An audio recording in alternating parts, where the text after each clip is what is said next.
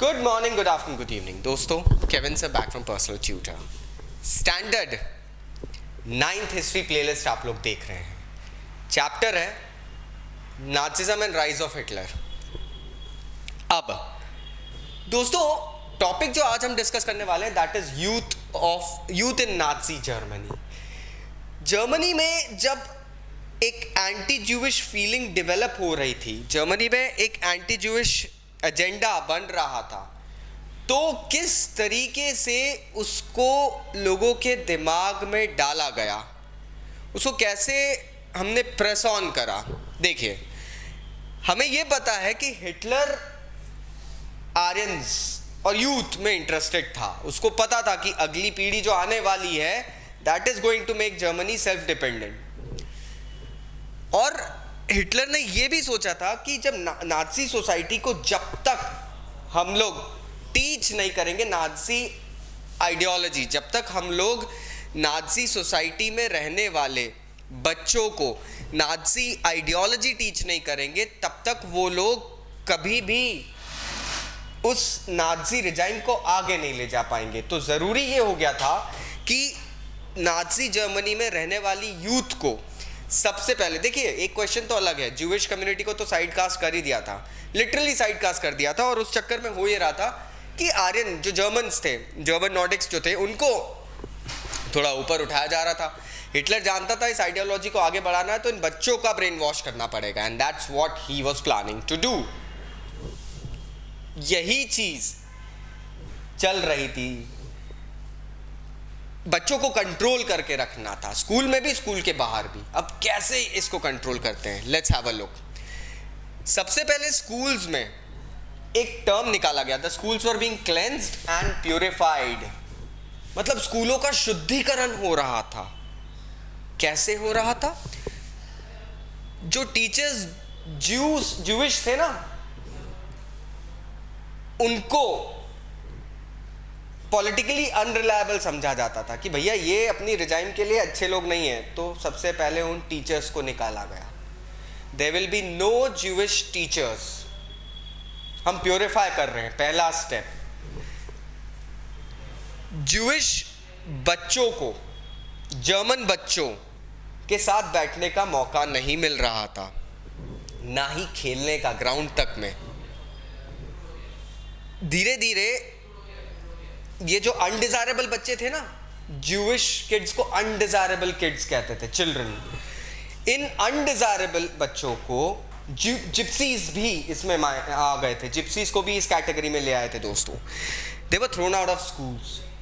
Literally education system is not for them. बच्चों की बात हो रही दोस्तों। एंड देन 1940s में these children were literally dragged to the gas chambers. Education guild में ज्यूइश बच्चों की एग्जिस्टेंस चाहिए ही नहीं थी।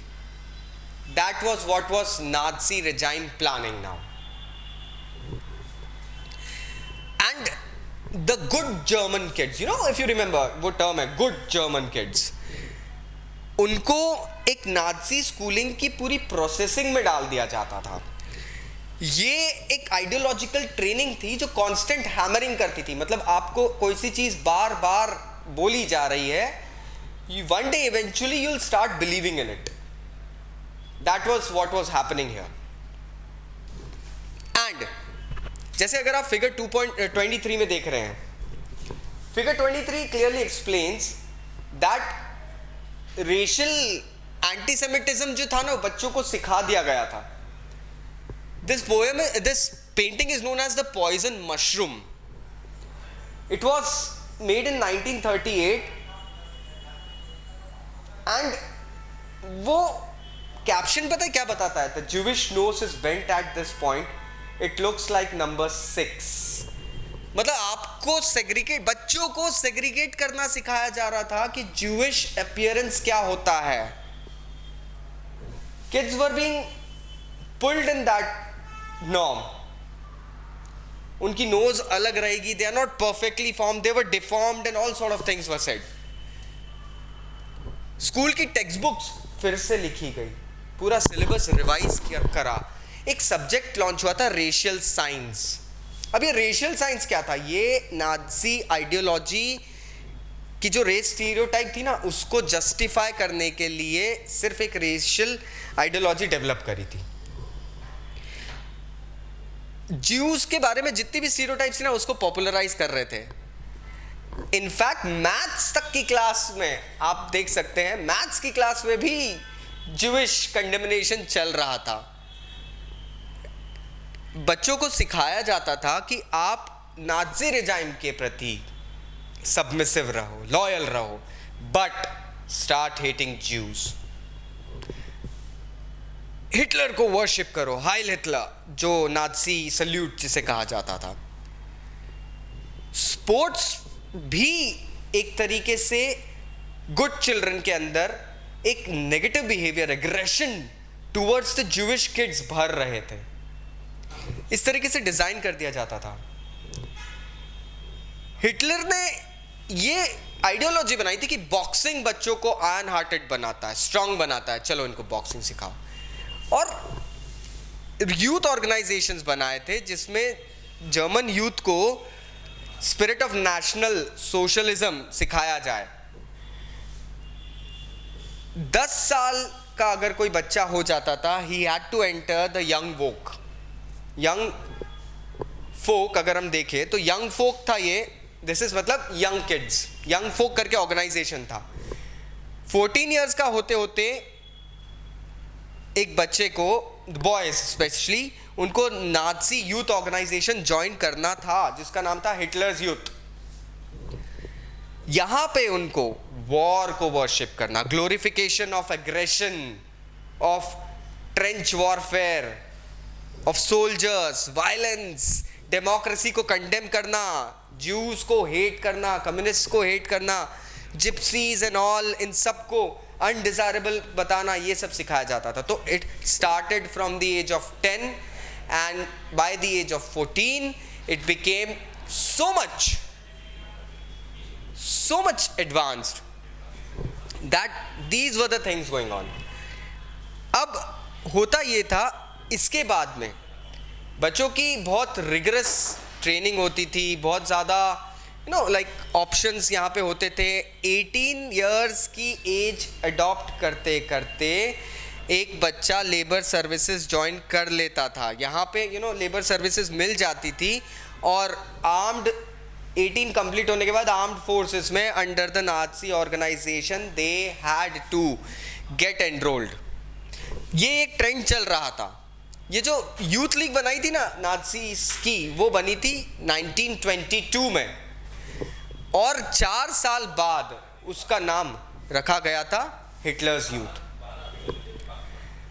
देन हुआ ये था कि ये जो यूथ मूवमेंट जो हो रहा था ना, इसको नाजी कंट्रोल के अंदर लाना शुरू करा एंड दूसरे यूथ ऑर्गेनाइजेशंस को धीरे धीरे सिस्टमैटिकली लाइक डिसॉल्व करना शुरू करा। फाइनली उनको बैन कर दिया गया। अब सिर्फ और सिर्फ हिटलर्स यूथ एक ऑर्गेनाइजेशन बन गया था जिसमें सारे बच्चों को एनरोल करना था। All kids would be enrolling in that thing and all like kids and all, they were all enrolled in that thing and the things were all done. If you can see here, there are some sources also दोस्तों। Source C बताता है that all boys between the ages of 6 and 10 went through a preliminary training in Nazi ideology। 6 साल से शुरू हो जाती थी training. At the end of the training they had to take the following oath of loyalty to Hitler। एक oath कहने के लिए मतलब एक oath, they had to take an oath that was in the presence of this blood banner which represents our Führer. Führer means Hitler. I swear to devote all my energies and my strength to the savior of our society, Adolf Hitler. I am willing and ready to give up my life for him, so help me God. अब आप समझ रहे हैं एक बच्चे का brain wash कैसे हो रहा है। 6 साल से 10 साल के बच्चों को आप ये सिखा रहे हो। This was what was happening out there. Again, Robert Ley जो कि जर्मन लेबर फ्रंट के हेड थे, he said that we start when the child is 3 years old। ये तो और नीचे जा रहे हैं। As soon as he even starts to think, बच्चा सोचना शुरू करता है, उसके पहले हम बच्चे पे काम करना शुरू कर देते हैं। He is given a little flag to wave, छोटे छोटे फ्लैग्स दिए जाते हैं स्वास्तिका वाले। Then comes the school, the Hitler youth, school में जाएगा, हिटलर यूथ आ जाएगा, मिलिट्री सर्विसेज धीरे से फिर वो भी आती है. But when all this is over we don't let go of anyone, हम किसी को जाने नहीं देते हैं. The labour front takes hold of them and keeps hold until they go to the grave, whether they like it or not. That means जो labour front है वो उन बच्चों से काम करवाएगा, और तब तक करवाएगा जब तक वो देश के काम आ सकते हैं. May it be an ending with their death. If you can see images over here, Jewish children, anyways, इनको तो आप concentration camp में भेज रहे हैं. अगर आप desirable बच्चों की बात करें तो figure 25 आपको दिखाता है Hitler was with desirable kids whom he wanted to be, to see as multiplied. In figure 26 you can see a German kid. He's just an infant, hardly 2 or 3 years old, but he has been annexed to Poland. इसको Poland भेज दिया गया है. He was a German blooded infant दोस्तों. That means probably one of his parents was a gypsy or a Jew. And what happened, इसको उनसे छीन लिया गया और एक जर्मन फैमिली को दे दिया गया कि अब तुम इसको पालो. ऐसा लाखों करोड़ों बच्चों के साथ हुआ था दोस्तों. That was, they were literally ripped off their parents and sent off. I hope now you got the crux. Still अगर कोई डाउट्स है नीचे कमेंट बॉक्स से कमेंट ज़रूर करना दोस्तों. We'll be going ahead and meeting you in the next video. Thank you very much. Until then, take care. Bye bye.